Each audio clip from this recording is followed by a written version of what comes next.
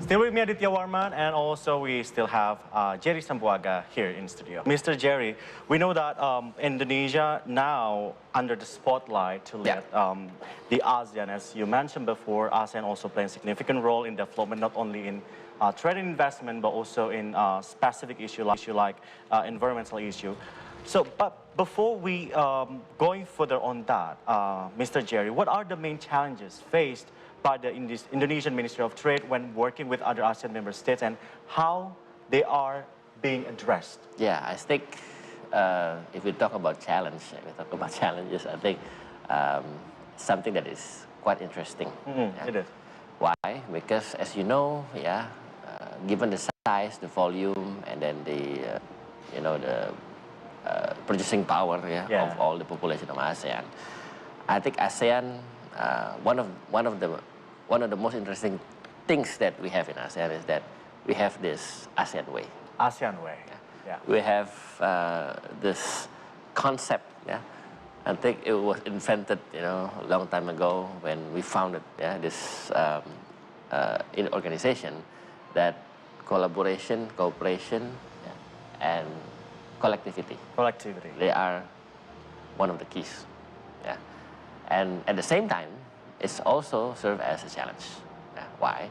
Because it is not always easy to preserve, to maintain some sort of collectivity among ASEAN members. It's a challenge. I would say it's an interesting challenge. Why? Because compared to other regional organizations, you can see that some members, if they are having difficulties in maintaining consensus, in achieving consensus, and so on, there would be a lot of not only dynamics, but some regional organizations, I cannot mention the name, but one of the members, they exit. Right? ASEAN, since its foundation in 1967, we still stick together. Still stick together. Still together. Still stick together. It's not always easy to maintain that, right? But we successfully achieve that. Why? Because we have this ASEAN way. Right. And to maintain and to arrange and to preserve this ASEAN way is something that we must always continue, right? And why is ASEAN way so special? Because we come from, a region that is, during the Cold War, it's very unique. Yes. We share the same, not only the same, but maybe similar culture. Similar experience. It is. Similar circumstances on how most of the states, they experience, let's say, colonization during that time, before independence, before World War II, World War I. I think it's something that stick us together as nation, as community, and it creates a very positive side, and something that we learn also. You can see, if we have, let's say, dynamics in the region, in ASEAN, we can always solve it.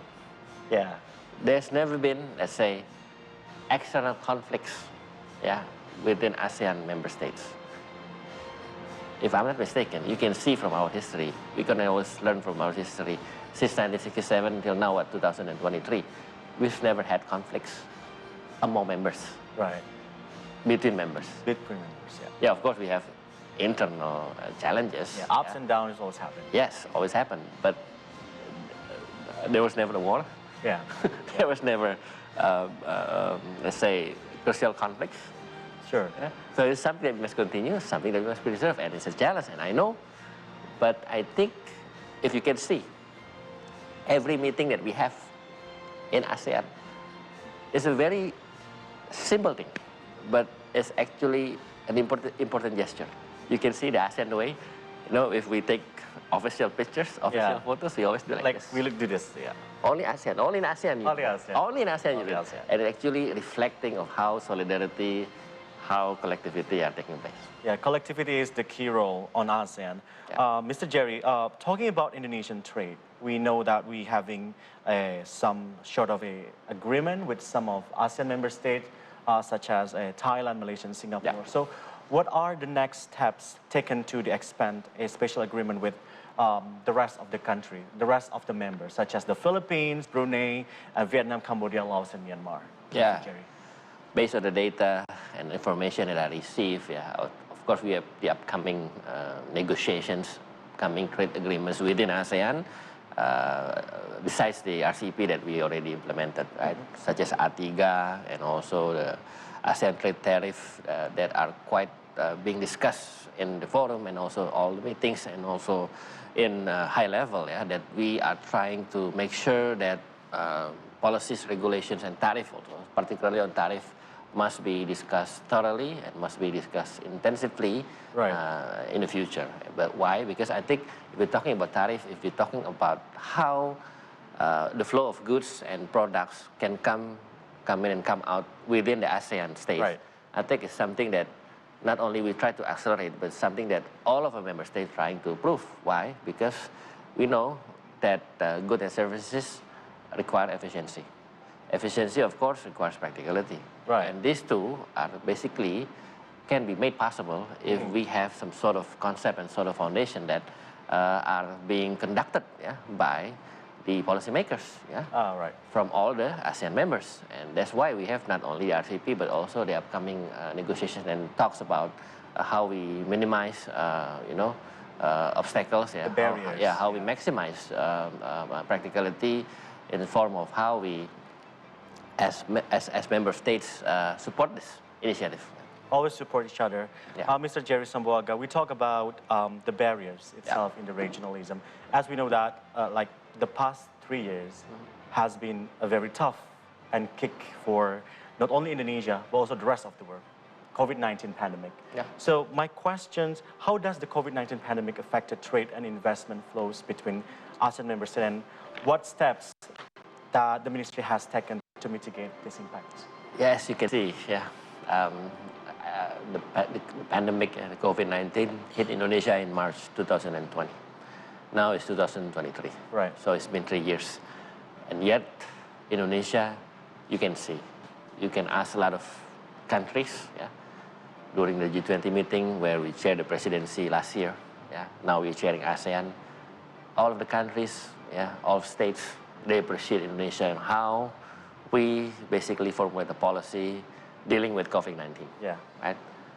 We've been quite successful, not only in terms of formulating policies dealing with COVID-19, but also implementing actions, concrete steps, in fighting COVID-19. As you can see, our economy, quite steady, stable. Approximately, the growth 5%, and then, more than 5%, and we aim actually to be more than that. Inflation's also stable, less than 6%, right? It really shows that Indonesia, despite the pandemic 19 that hit us, we still maintain economy. We still maintain our trade. We still maintain the small, medium enterprises. We still maintain the purchasing power of our people. We still preserve how, the retail sectors survive, right?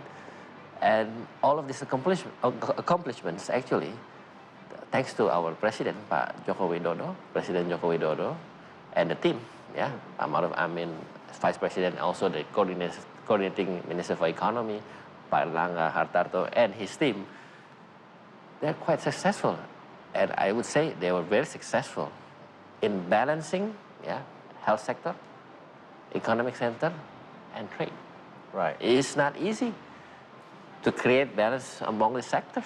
In the pandemic era. As you can see, the debate back then, I think, not only happened in Indonesia, but also in other countries.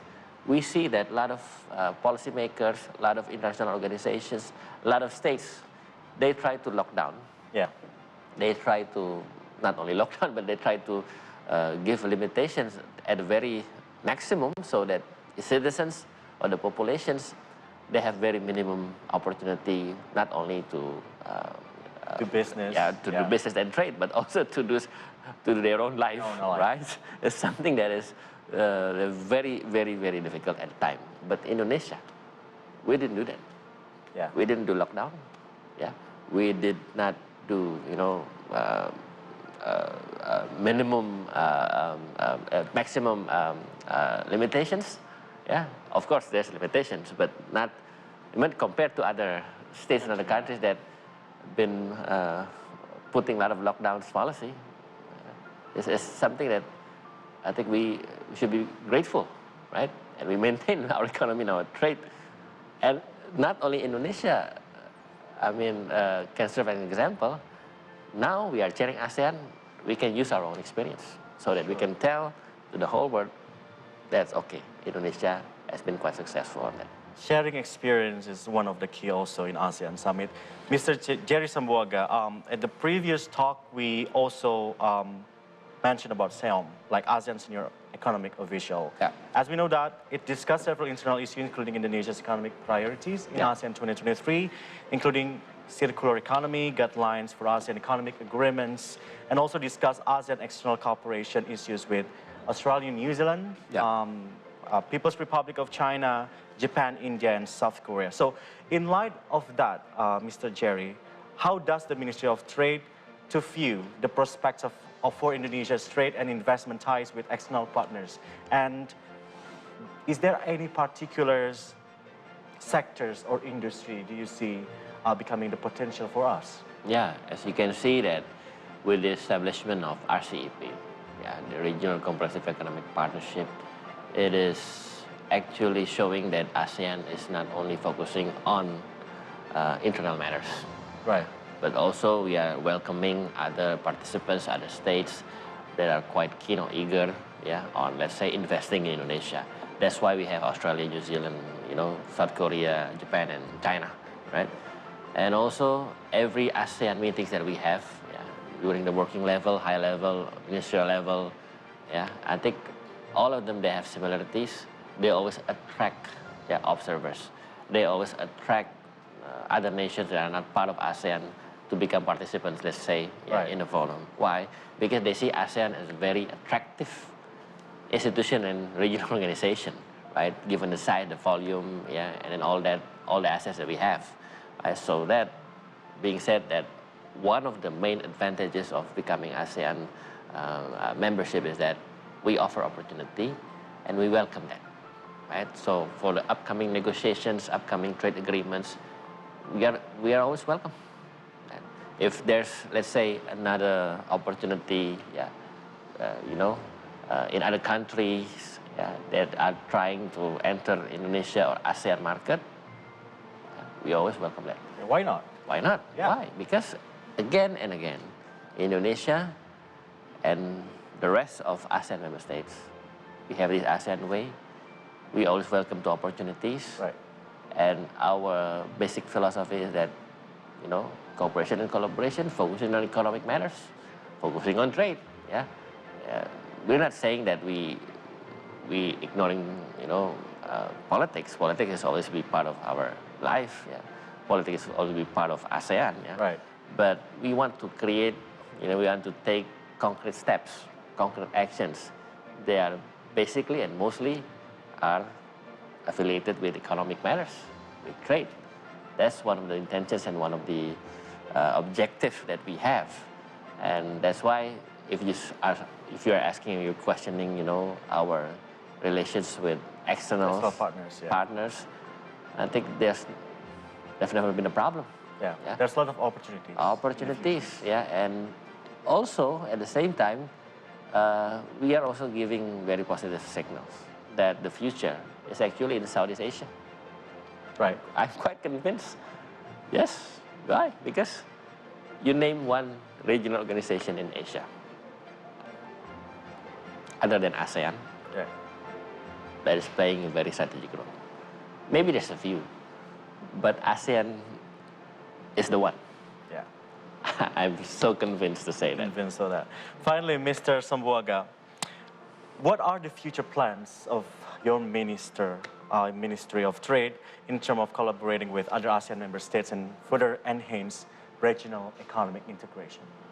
We do believe that during our chairmanship as chair of ASEAN this year, we have been focusing on, the 7 deliverables of economic actions. Yeah, one of them would be digitalization, and the other area would be preserving the sustainable development goals that Right. we've always agreed on, right? And also we have this industrial project relations among the ASEAN members, right? And also the establishment of the supporting unit of RCEP in Jakarta, yeah?